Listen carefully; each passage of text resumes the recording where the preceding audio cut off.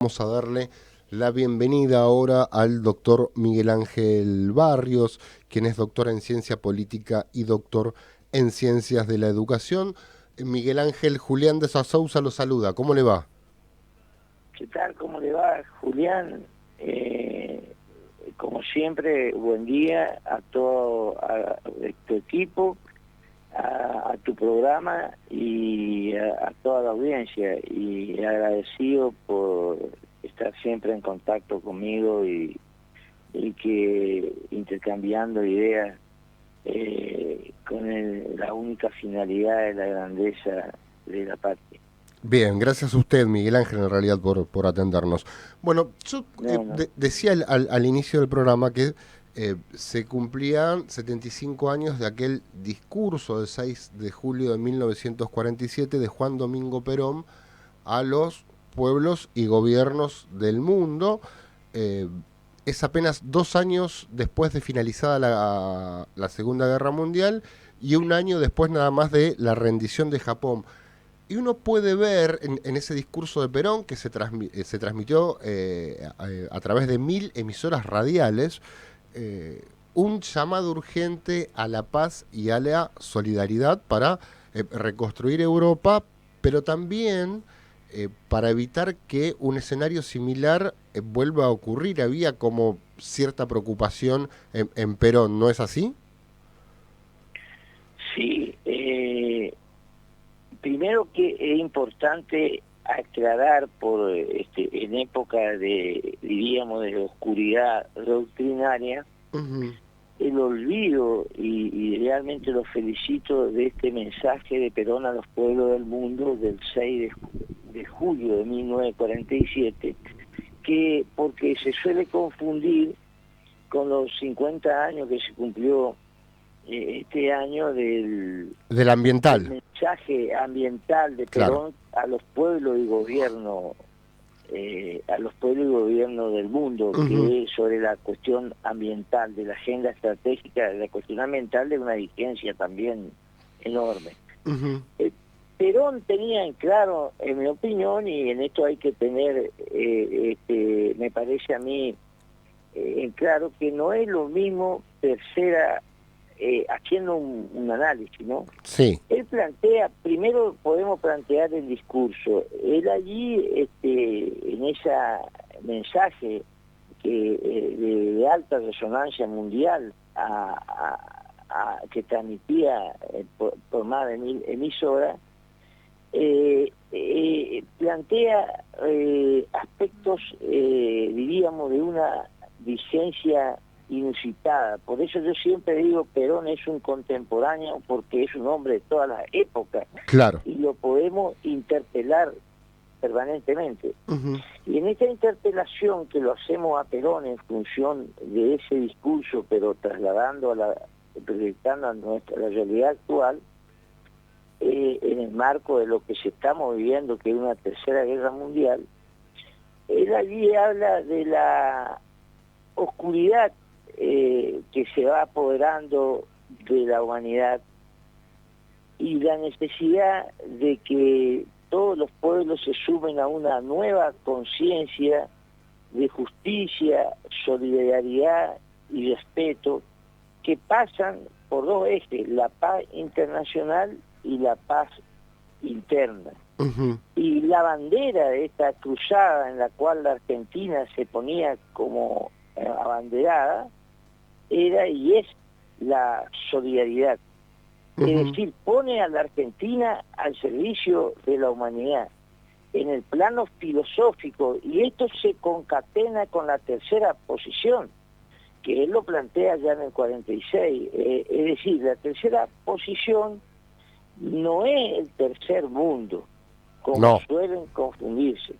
La tercera posición es un modelo filosófico superador que tenía su aspecto en la política exterior, pero traspasaba a toda, era una cosmovisión espiritual y filosófica Exacto. de superación Ujú. del individualismo y del totalitarismo, como y poner al hombre como sujeto y actor de una nueva humanidad, en el cual el justicialismo era el programa.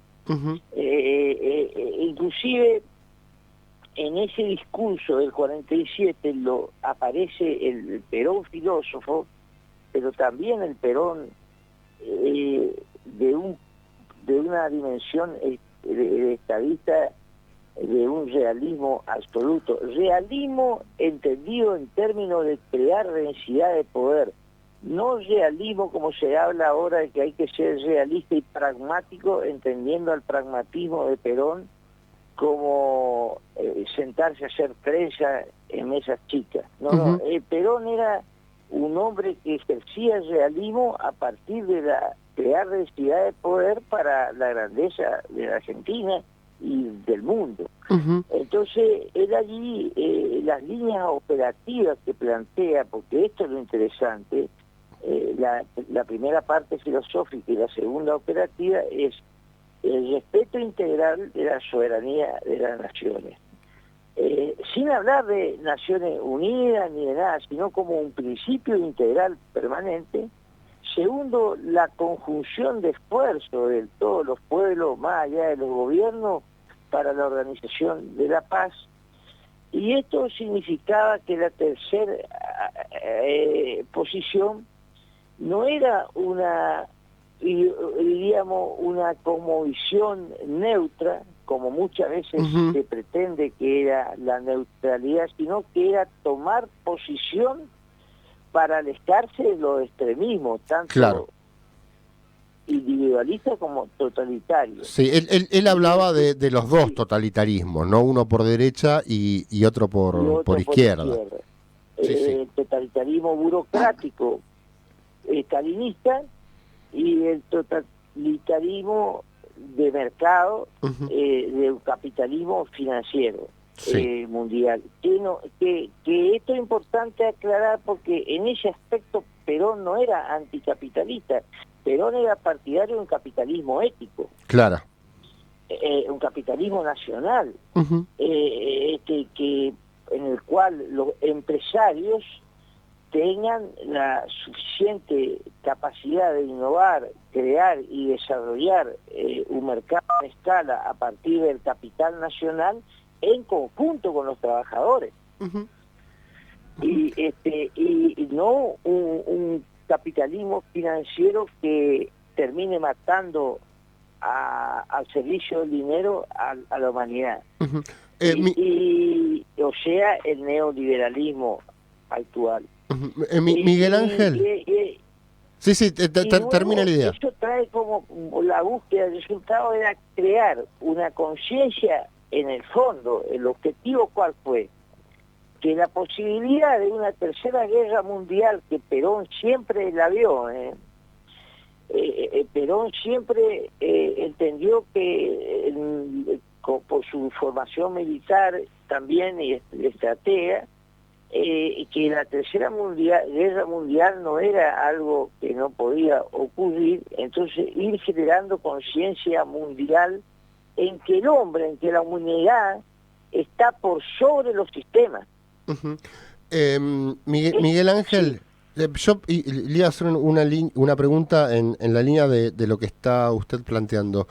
Muchas veces, incluso hasta propios compañeros, ¿no? Tal vez equivocadamente, dicen, bueno, no, Perón se equivocó, en realidad no hubo una tercera guerra mundial, lo que hubo fue una guerra global de baja intensidad, denominada Guerra Fría. Digo, ¿eso es válido en tanto uno no sea ni coreano, ni vietnamita, ni afgano, si quiere, por el lado de la invasión soviética, ¿no? Porque sí hubo conflictos militares importantes, claramente no del tamaño de la Segunda Guerra Mundial, pero la Guerra Fría no fue una guerra tan fría en realidad. No,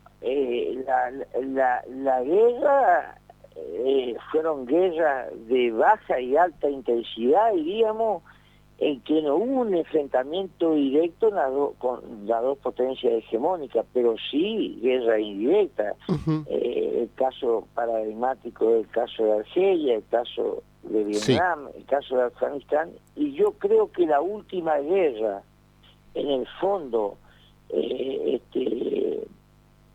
de liberación, diríamos, distinta, pero en el marco de la bipolaridad, fue la Guerra de Malvinas, donde en la Guerra de Malvinas nosotros hemos vivido una guerra en la cual América Latina se reencuentra con la patria grande, independientemente de Galtieri y de la decisión si estuvo o no equivocada, y por el otro lado, los aliados de la bipolaridad terminaron pactando, porque lo que ocurría era que peleaban en Vietnam, en Corea, en caso de Malvinas o Afganistán, pero siempre, o la crisis del homicidio, pero siempre luego terminaban negociando, por eso se llamó Guerra Fría.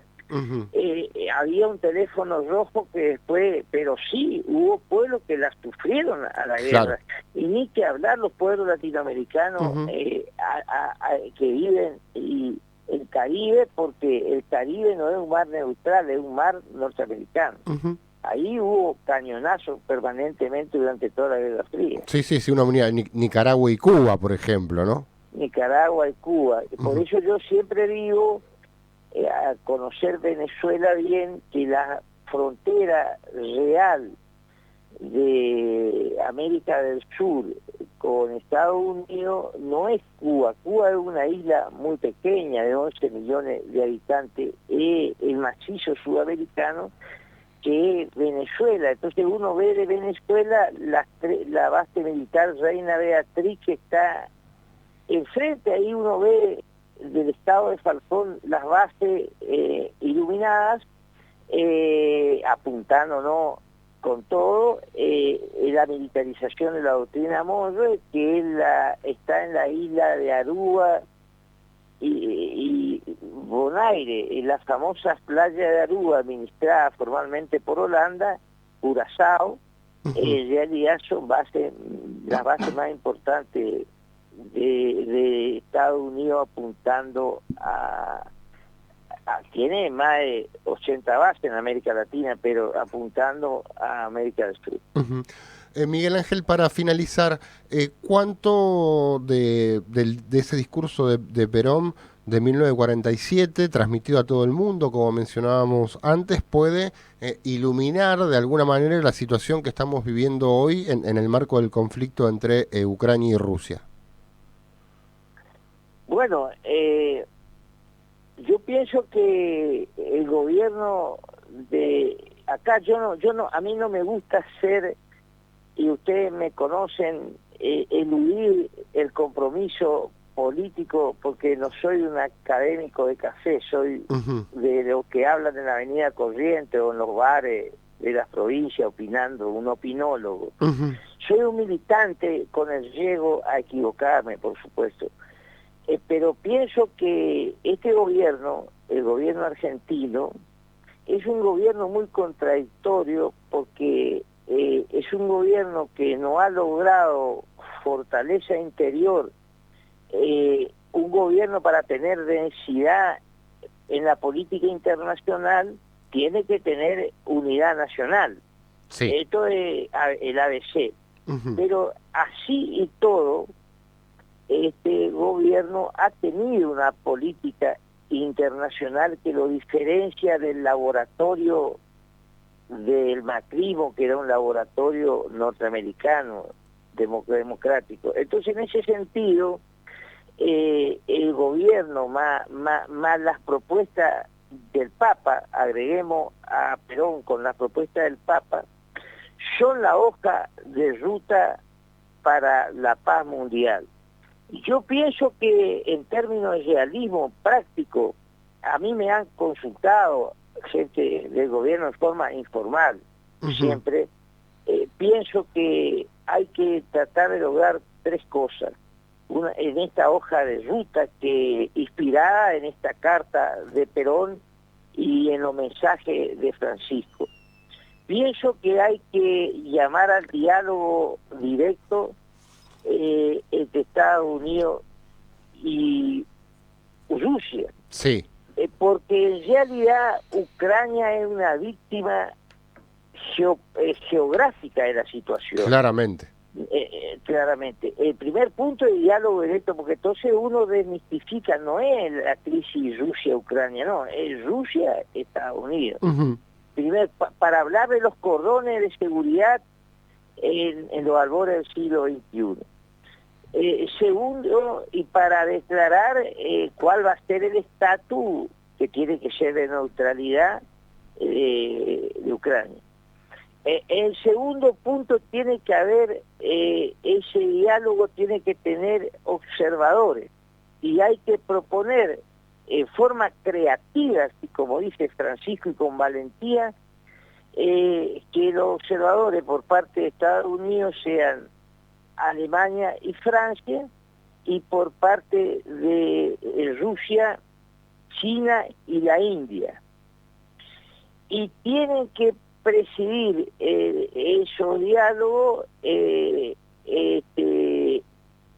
Papa, el único hombre que tiene autoridad moral, y más allá de estos pequeños desencuentros que tuvo con el patriarca Cirilo, de gran influencia en Putin, y también analizó, más allá de la condena que hace a la guerra, también no dejó de reconocer las ambiciones de la OTAN que llevaron tal vez a un callejón sin salida a Putin. Pero, y luego me parece, y con esto terminaría, las propuestas inspiradas en el discurso de Perón que estamos conmemorando y en Francisco, hay que convocar desde Naciones Unidas a un congreso mundial de todos los países del mundo, no vinculante, pero desde las Naciones Unidas, pero no con el reglamento de las Naciones Unidas, sino que sea un congreso en el cual se discuta cómo debería ser en una época de cambio luego de la pandemia. Toda pandemia trae ya un cambio epocal, la nueva gobernanza de la arquitectura mundial, tanto en la arquitectura política, la arquitectura financiera, la arquitectura de seguridad, para ir conversando en términos diplomáticos, sin necesidad, la redemocratización de los organismos multilaterales que hoy están agotados porque responden a la lógica de la bipolaridad. Bárbaro. Esto tiene que ser una propuesta de la Argentina con todas las letras, aunque no sea, sabemos que la Argentina no tiene un peso como para, pero sienta un precedente como sentó Perón. Fíjense la vigencia que tiene de una hoja de ruta estratégica que hay que realizarla porque nadie se anima a hacerlo. Entonces es la gran oportunidad que tiene la Argentina hoy de hacer escuchar su alta diplomacia en la tradición en el mundo. No nos olvidemos que cuando se partió la dos Alemania en las Naciones Unidas, que presidía la Asamblea General, paradójicamente, aunque se diga que Argentina estaba aislada, fue el gran canciller Juan Atilio Bramuglia. Doctor, le agradecemos enormemente su tiempo. Un gran abrazo. Un abrazo grande a ustedes. Hasta pronto. Hablábamos con el doctor Miguel Ángel Barrios, doctor en Ciencia Política y doctor en Ciencias de la Educación. 12:36 y con enorme gusto, placer, agrado le doy la bienvenida a mi amiga y compañera